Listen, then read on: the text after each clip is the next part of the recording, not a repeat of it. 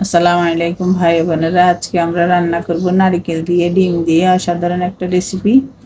এবার আমি ডিমগুলো সেদ্ধ করে নিলাম, আর পেঁয়াজ, কাঁচামরিচ, টমেটো, ধনেপাতা কেটে নিলাম, আর নারকেলগুলো শিলপাটায় বেটে নিলাম। আপনারা চাইলে ব্লাইন্ডারও করে নিতে পারেন। এবার আমি তেল কড়াই বসিয়ে তেল গরম দিয়ে দিয়েছি। দারচিনি, এলাচি, তেজপাতা, একটু মৌরি আর একটু গোটা জিরে দিয়েছি। দিয়ে এবার পেঁয়াজ, কাঁচামরিচ দিয়ে দিলাম। দিয়ে একটু ভাজবো, আর পাশাপাশি আমি ডিমগুলো একটু হালকা ভেজে নেব লবণ হলুদ দিয়ে। ফ্রাই প্যানে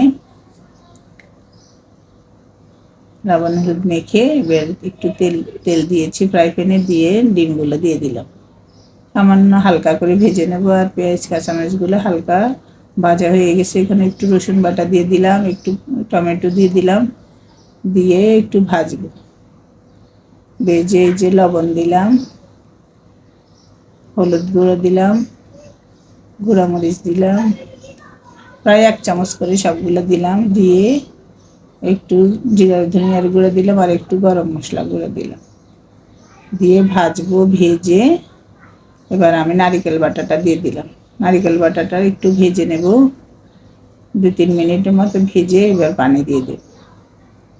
দিয়ে আর একটু কষাবো, তারপর আমরা ডিম দেব। এবার ঢাকনা দিয়ে দিলাম। যে প্রায় 15 মিনিটের মতো আমি কষিয়ে নিয়েছি। এবার আমি ডিমগুলো দিয়ে দিলাম, আর ধনেপাতা দিয়ে দিলাম। দিয়ে আরও কিছুক্ষণ রান্না করে আমি নামিয়ে নেব।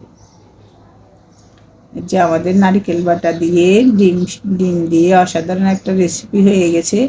আপনারা বানিয়ে বাড়িতে খাবেন। আর যদি আমাদের রান্নাটা ভালো লাগে, আমাদের চ্যানেলটা সাবস্ক্রাইব করে দিবেন, লাইক করে দিবেন, শেয়ার করে দিবেন, আর ফেসবুকে ফলো করে দিবেন। আজ পর্যন্ত আল্লাহ হাফিজ।